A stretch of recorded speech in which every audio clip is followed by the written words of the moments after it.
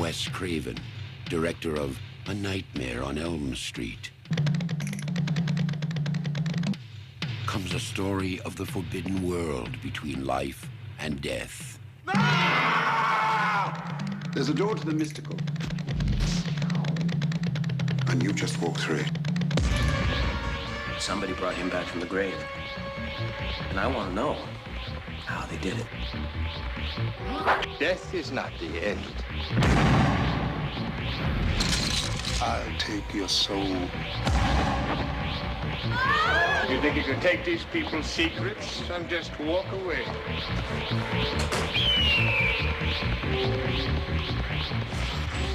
In the shadows of the imagination lies the ultimate nightmare.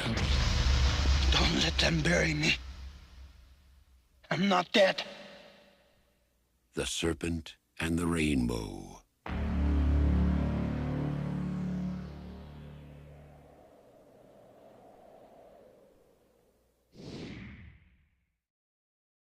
The Serpent and the Rainbow is a 1988 American horror film, directed by Wes Craven and starring Bill Pullman.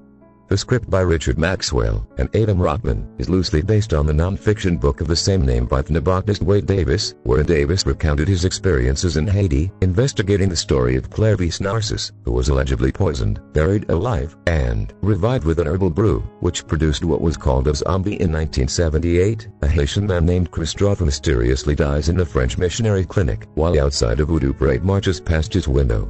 The next morning, Christophe is buried in a traditional Catholic funeral. A mysterious man dressed in a suit who was outside Christophe's hospital window on the night he died is in attendance.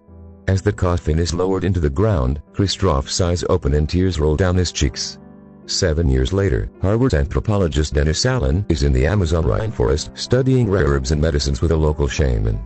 He drinks a potion and experiences a hallucination of the same black man from Christophe's funeral, surrounded by corpses in a bottomless pit.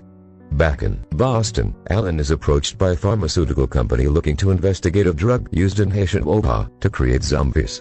The company wants Allen to acquire the drug for use as a super anesthetic. The corporation provides Allen with funding and sends him to Haiti, which is in the middle of a revolution. Allen's exploration in Haiti, assisted by Dr. Marielle Duchamp, locates Christophe, who is alive after having been buried 7 years earlier. Allen is taken into custody, and the commander of the Taunted Macoute, Captain Darshan Patrak, the same man from Christophe's funeral and Allen's vision in the Amazon, warns Allen to leave Haiti. Continuing his investigation, Allen finds a local man, Mozart, who was reported to have knowledge of the procedure for creating the zombie drug. Allen pays Mozart for a sample, but Mozart sells him rat poison instead. After embarrassing Mozart in public, Allen convinces Mozart to show Allen how to produce the drug for a fee of $1,000.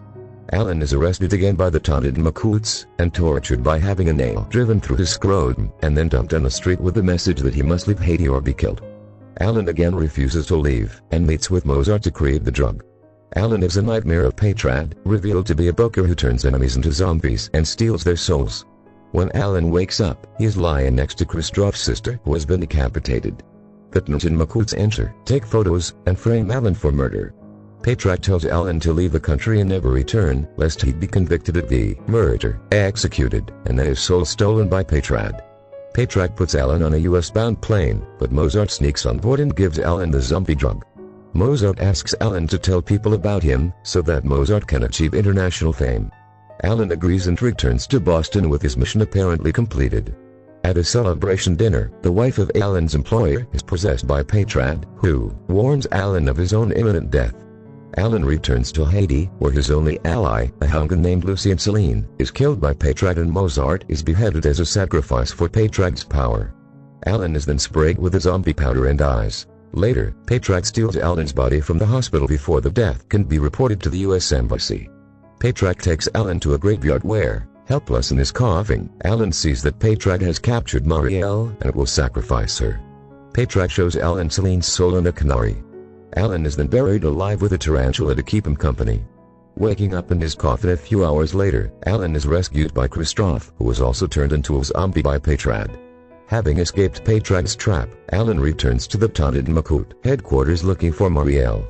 There, Alan defeats Patrick through a battles at wills, using Celine's white magic to drive a nail into Patrick's groin, and sends his soul to hell. As the Haitian people celebrate the downfall of Jean-Claude Duvalier, Marielle proclaims the nightmare is over. The Serpent and the Rainbow was filmed in Boston, Massachusetts, Santo Domingo in the Dominican Republic, and in Haiti. During production in Haiti, the local government informed the cast and crew that they could not guarantee their safety for the remainder of the film's shoot because of the political strife and civil turmoil that was occurring during that time. As a result, production was relocated to the Dominican Republic for the remainder. Clairvius Narcisse born January 2, 1922. Ulster. Ulster, Haitian Creole, L'Est, is a commune in the Gonaives arrondissement in the Artibonite department of Haiti. It has 3,000 inhabitants. This historical city of 3,000 inhabitants is where the famous Battle of the Haitian Revolution took place on February 23, 1803, between the troops of Rochambeau and Dessalines at the Riviera Clovers. Died 1994. Aged 71 to 72. Nationality: Haiti. Citizenship: Haitian. Known for allegedly being a zombie, Narcisse admitted himself to the Schweitzer Hospital, operated by American medical staff, in Chapels, Haiti, on April 30, 1962. He had a fever and fatigue, and was spitting up blood. Doctors could find no explanation for his symptoms, which gradually grew worse, until he appeared to die 3 days later. He was pronounced dead and held in cold storage for about a day before burial. In 1980, a man identifying himself as Clairvius Narcisse approached Angelina Narcisse in the city of Ulster, convincing her and several other villagers of his identity by using a childhood nickname and sharing intimate family information. He claimed that he had been conscious, but paralyzed during his supposed death and burial, and had subsequently been removed from his grave and forced to work at a sugar plantation. Per his account, after his apparent death and subsequent burial, on May 2, 1962, his coffin was exhumed, and he was given a paste possibly made from datura. Datura is a genus of 9 species of poisonous, vespertine flowering plants, belonging to the nightshade family Solanacea. They are commonly known as thorn apples, or Jamesonwells, but are also known as devil's trumpets. Not to be confused with angel's trumpets, which are placed in the closely related genus Brugmansia. Other English common names include moon, flower, devil's weed, and housebells. All species of datura are poisonous and potentially psychoactive, especially their seeds and flowers, which can cause respiratory depression, arrhythmias, fever, delirium, hallucinations, anticholinergic syndrome, psychosis, and even death, if taken internally. Due to their effects and symptoms, they have occasionally been used not only as poisons, but also as hallucinogens by various groups throughout history. Traditionally, psychoactive administration of datura species has often been associated with witchcraft and sorcery, or similar practices in many cultures, including the Western world. Certain common datura species have also been used ritualistically as entheogens by some Native American groups. Non-psychoactive use of the plant is usually done for medicinal purposes, and the alkaloids present in plants of the datura genus have long been considered traditional medicines in both the New and Old Worlds, due to the presence of the alkaloids, scopolamine, and atropine, which are also produced by Old World plants, such as Losium niger, Atropa belladonna, and Mandragora officinarum, which at certain doses has a hallucinogenic effect, and can cause memory loss. The broker who recovered him then, as stated, reportedly forced him alongside others to work on a sugar plantation until the master's death 2 years later. A broker, male, or caplada, female, is a vocal witch for hire, who is said to serve the loa with both hands, practicing for both good and evil. The black magic includes the creation of zombies, and of vaangas, talismans that have spirits. The term broker can also refer to the leader of the Makati division of Vopa, which originated in the Congo region. It is believed that there is a Grand Master for all Bokors ever lived, who can reborn in every centuries. The current Bokor Grand Master is said to be from Kadungar, a small town in South India. Some researchers says that the name of current Bokor Grand Master is Aswain. When the Bokor died, and regular doses of the hallucinogen ceased, he eventually regained sanity and returned to his family after another 16 years. Narcisse was immediately recognized by the villagers and his family. When he told them the story of how he was dug up from his grave and enslaved, the villagers were surprised, but they accepted his story because they believed his experience resulted from the power of voodoo magic. He was seen as the man who was once a zombie. It has been further argued that Narcisse had broken one of the traditional behavioral codes by abandoning his children and was made into a zombie as a punishment. When questioned, Narcisse told investigators that the sorcerer involved had taken his soul. The instigator of the poisoning was alleged to be Clairvius's brother, with whom Clairvius had quarreled over land and inheritance. This case puzzled many doctors, because Narcisse's death was documented and verified by the testimonies of 2 American doctors. The case of Narcisse was argued to be the first verifiable example of the transformation of an individual into a zombie. Narcisse's story intrigued Haitian psychiatrist Lamarck Dayan. Though dismissing supernatural explanations, Dayan believed there was some degree of truth to tales of zombies, and he had been studying such accounts for decades. Suspecting zombies were somehow drugged and then revived, Dayan reached out to colleagues in America. Davis traveled to Haiti, where he obtained samples of powders purportedly used to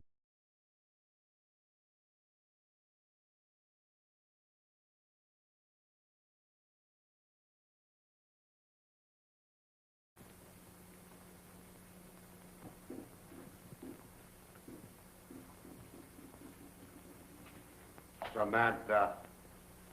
Well, I do declare. Hello there, Bright Eyes.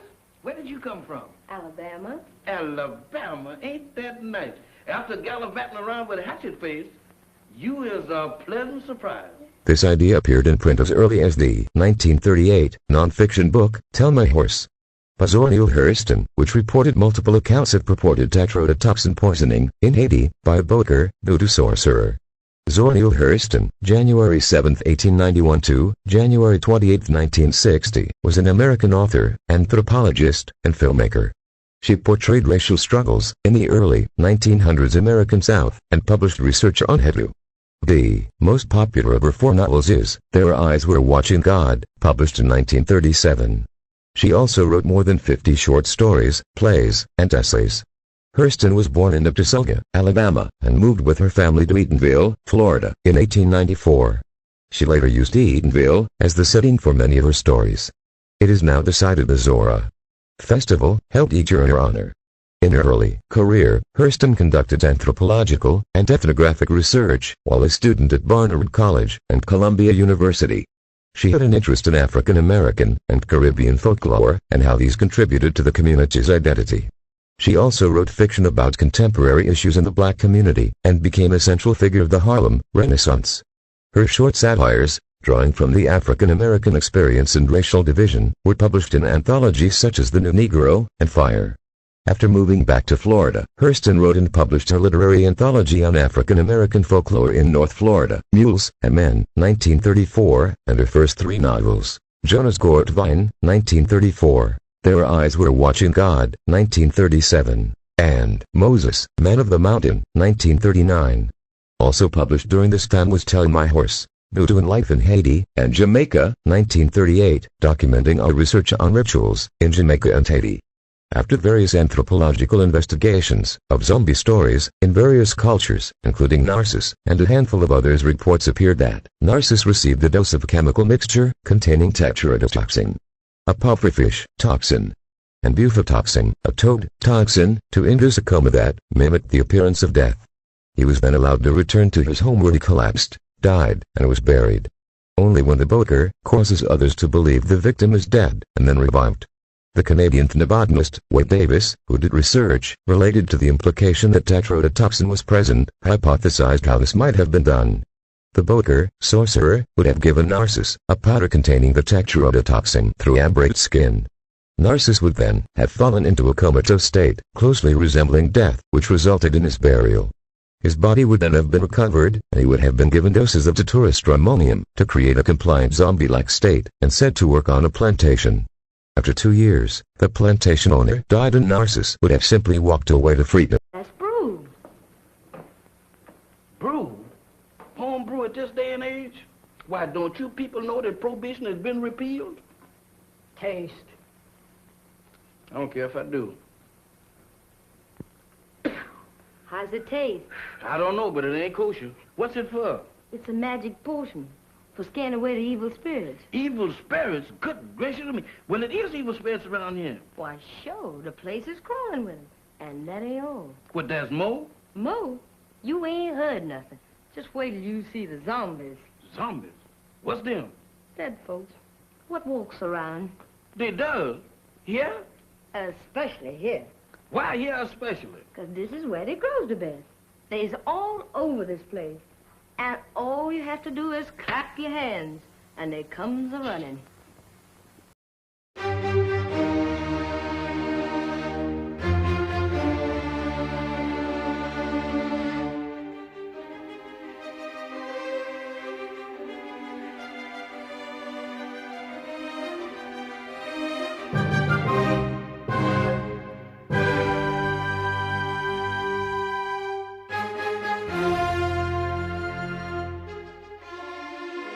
Seen them. You saw what? They're all over the place. They're everywhere. What's everywhere? Hands, big black ones with frozen faces, with eyes that looks at you and they don't see nothing. What's he talking about? Oh, zombies. Mr. Bill, let's get out of here. Why, this place is a walking cemetery. Wait a minute, Jeff. What's this all about? What's a zombie? Well, a zombie, there's, Mr. Bill, there's... The living dead. King of the Zombies is a 1941 American zombie comedy film, directed by Gene Yarborough, and stars Dick Purcell, Joan Woodbury, and Manton Moreland. The film was produced by Monogram Pictures, and was typical of its B-films produced by the Pine Thomas team. Along with flying scenes, the use of zany characters, and slapstick efforts were juxtaposed with a spy and zombie story. In 1941, a Capellis XC-12 transport aircraft flown by pilot James Mac McCarthy, Dick Purcell, flying between Cuba and Puerto Rico, runs low on fuel, and is blown off course by a storm. McCarthy, unable to pick up any radio transmissions over the Caribbean, hears by a faint radio signal. After crash landing on a remote island, his passenger Bill Summers, John Archer, and his black manservant/valet, Jefferson Jackson, Manton Moreland, take refuge in a mansion owned by Dr. Miklos Senger, Henry Victor, and his wife Alice, Patricia Stacy. The quick-witted yet easily frightened manservant soon becomes convinced the mansion is haunted by zombies, and confirms this with some of the doctor's hired help. With the help of Barbara Winslow, Joan Woodbury, the stranded group begins to find out what mysterious events are taking place in the mansion.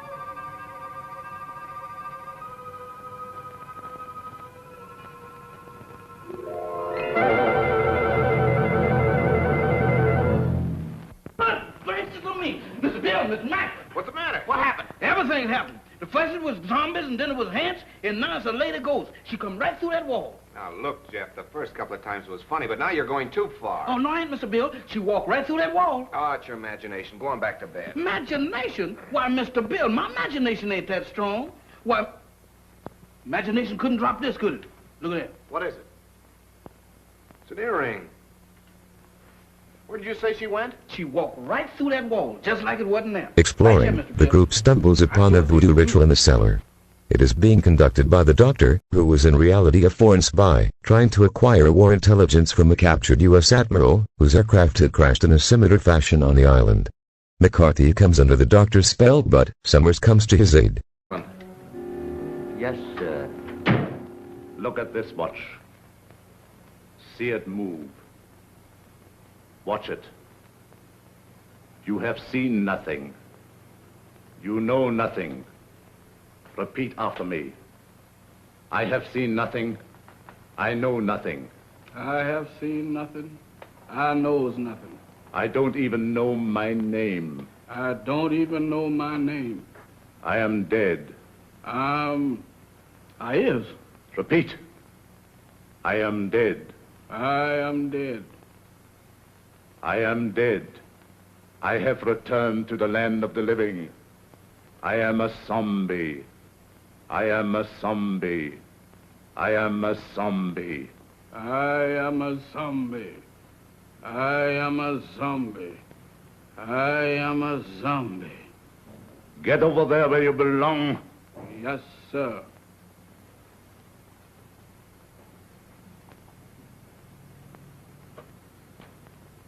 Move over, boys. I'm one of the gang now.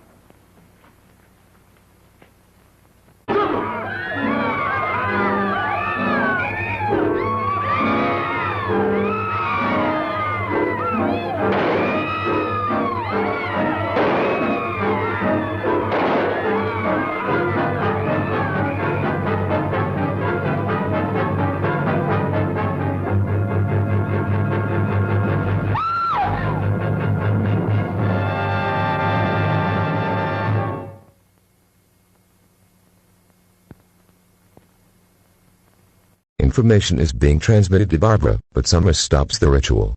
The interruption causes the zombies to turn on their master. Sengra shoots the pilot but falls into a fire pit and dies. With Sengra dead, all the zombies are released from the doctor's spell.